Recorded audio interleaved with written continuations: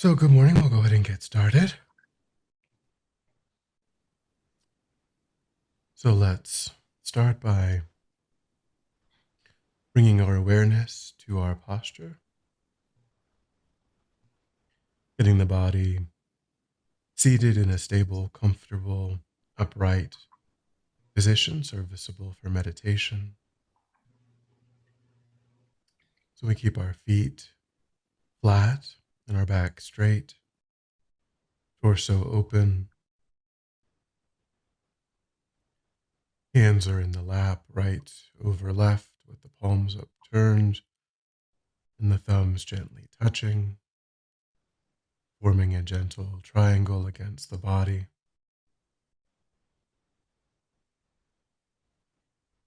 Feet are flat on the floor.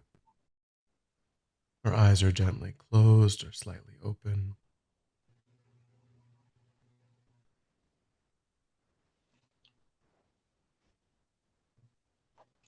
And just try to scan through the body and see if you're holding any unnecessary tension.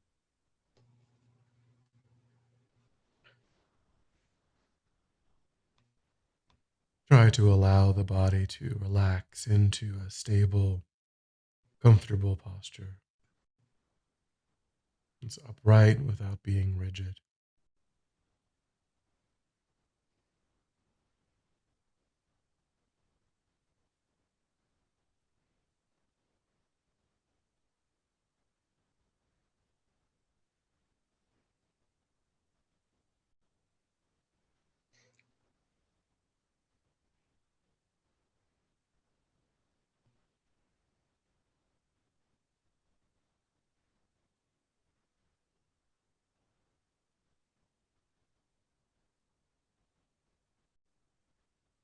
And try to feel like you're disengaging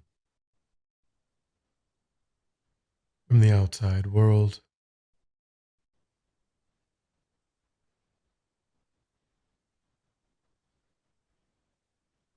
allowing the sights and sounds, sensations to be as they are, and holding your attention just to the body and mind.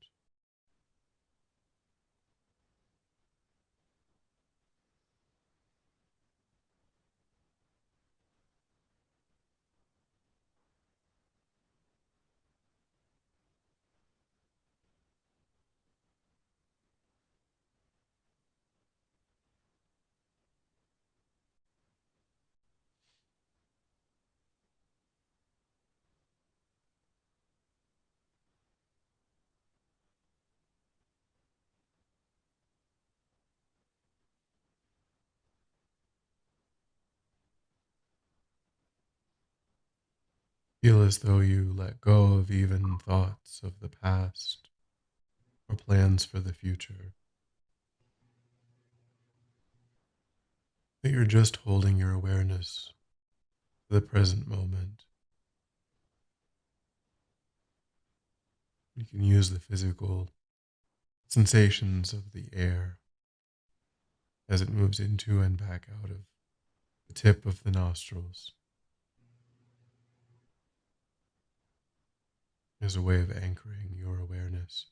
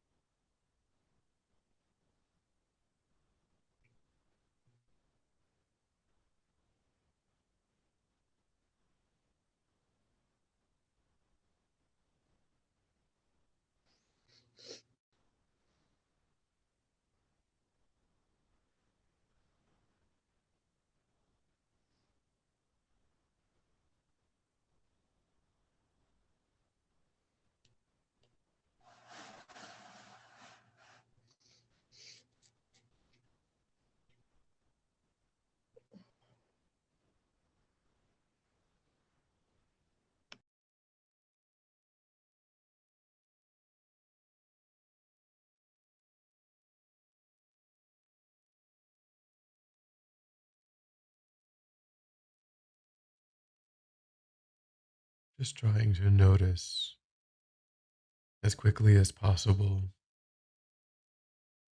when anything other than that present moment, physical sensation of the air is arising in the mind, and letting go of that distraction again and again, and gently placing your awareness back on that present moment, physical sensation.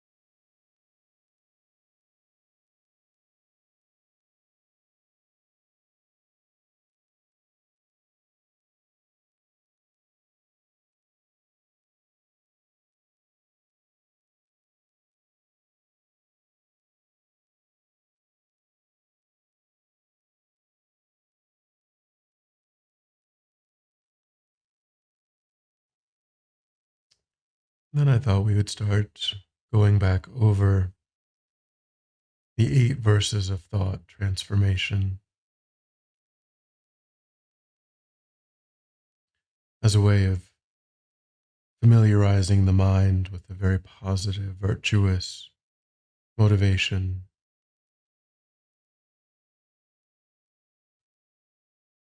So the first of the 8 verses is with the thought of attaining enlightenment for the welfare of all beings who are more precious than a wish fulfilling jewel. I will constantly practice holding them dear. With the thought of attaining enlightenment for the welfare of all beings who are more precious than a wish fulfilling jewel, I will constantly practice holding them dear.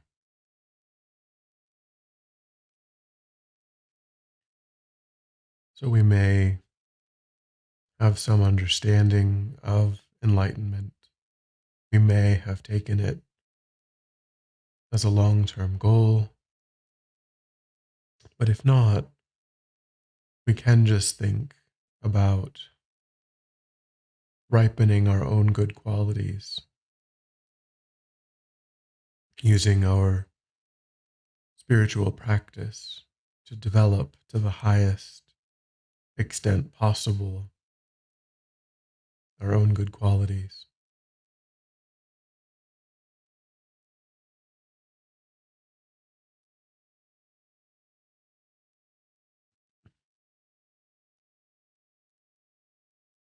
So we first situate our spiritual practice in that context,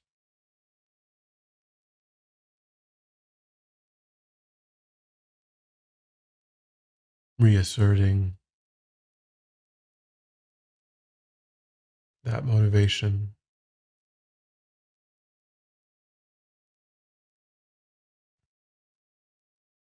thinking that the purpose of this session, the purpose of this day, the purpose of my life is ultimately to ripen my good qualities to the highest possible extent, which is all that is meant by the word enlightenment,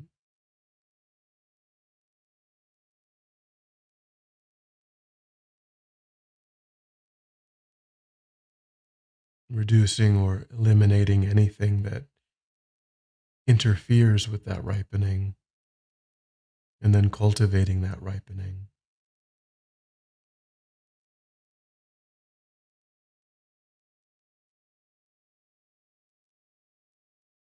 And we join that with an understanding that it isn't for oneself alone.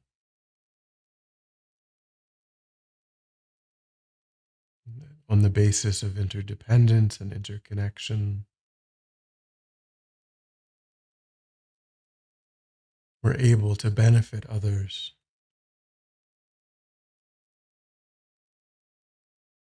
due to the ripening of our own qualities.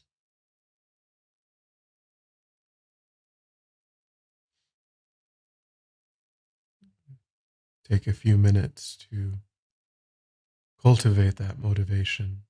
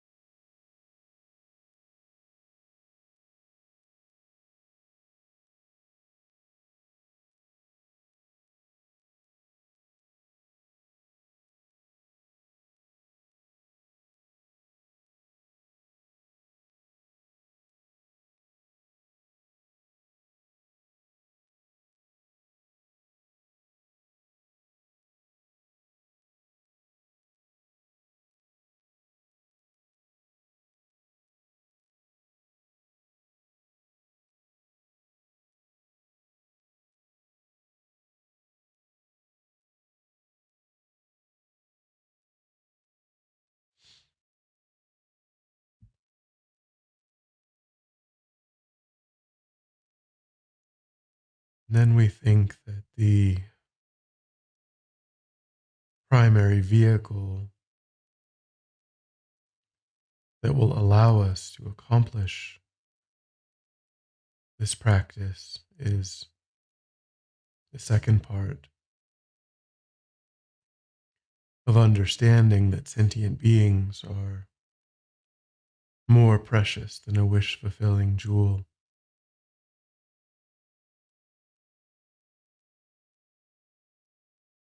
and that our practice is to constantly hold them dear,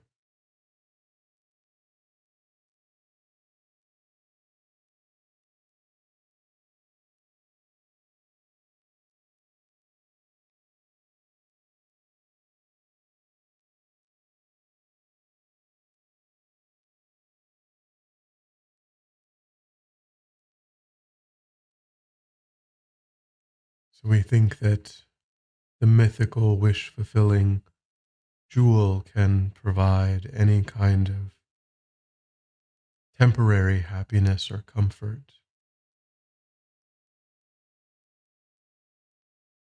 could provide unlimited wealth or status or material possessions.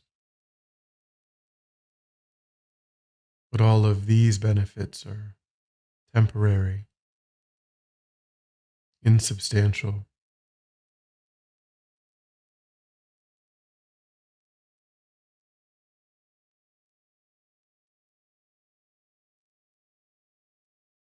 It is through the practice of seeing sentient beings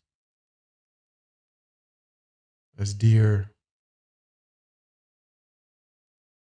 working to attain their welfare through the development of our own good qualities, that we unlock a real, permanent happiness and contentment,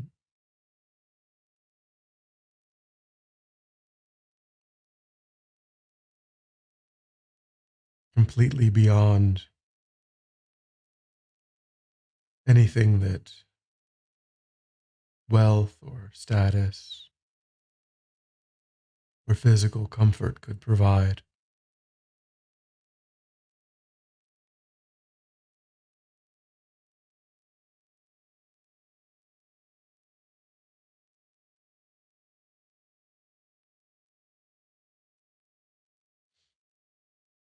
Every opportunity to develop our own good qualities depends on interacting with sentient beings.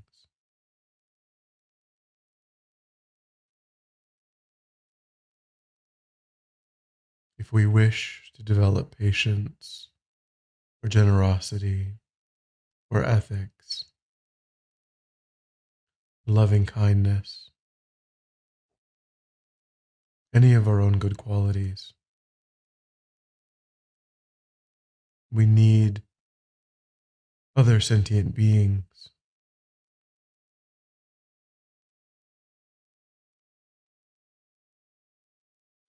all of the good qualities that we have at present, all of the constructive karma that we've created thus far, has all been due to beneficial interactions with other sentient beings.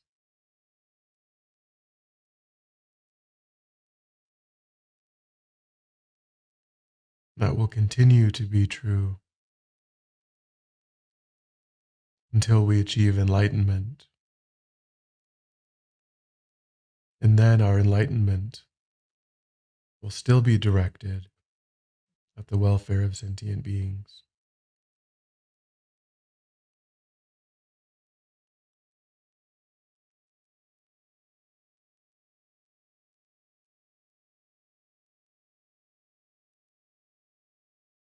So sentient beings are the ground of our practice.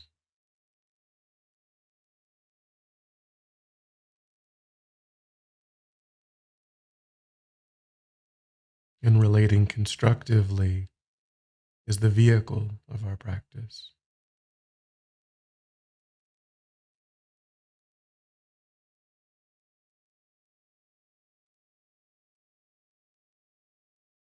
So again, spend several minutes contemplating in that way and arriving at an insight, conclusion, to hold sentient beings dear at all times.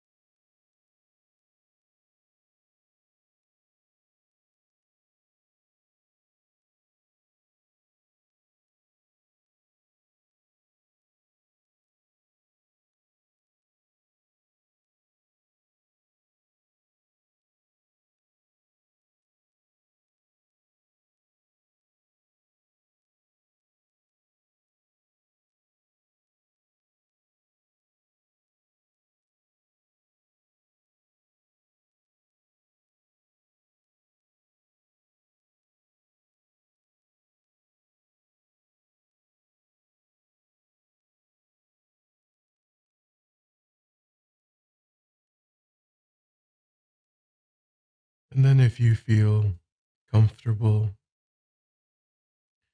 you can visualize the Buddha above the crown of your head, or visualize for you the embodiment of all of your good qualities.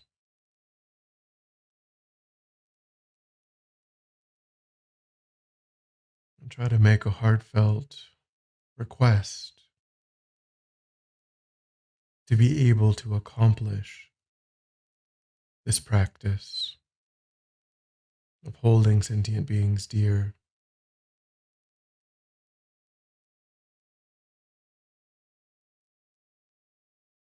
and think that your body and mind are suffused with a golden white light that pours forth from the heart of the Buddha, or again, whomever embodies the perfection of your own good qualities for you. And that golden white light completely eliminates any obstacles to this practice and suffuses your body and mind with the realization of this practice.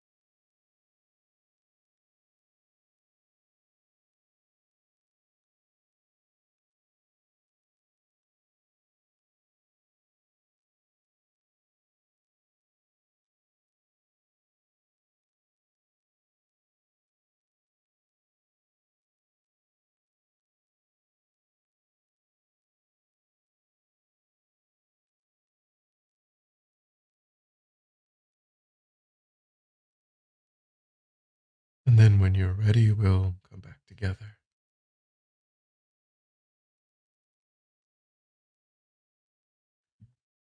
And then we'll dedicate.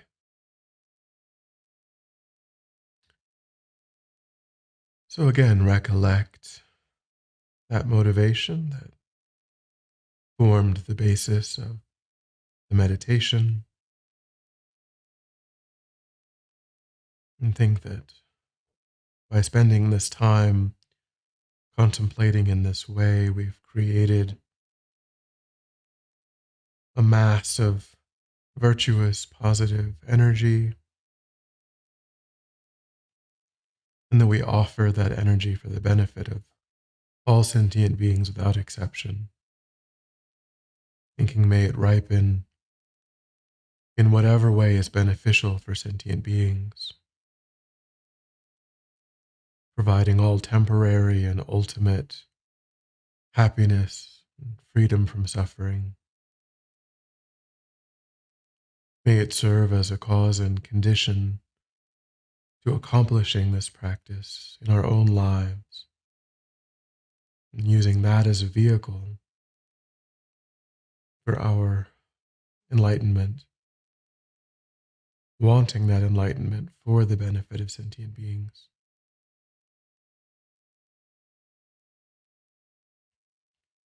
And think, may practicing in this way pacify all obstacles to the Guru's long life. May we and all sentient beings come under the joyful care of the enlightened beings in this moment until our swift enlightenment.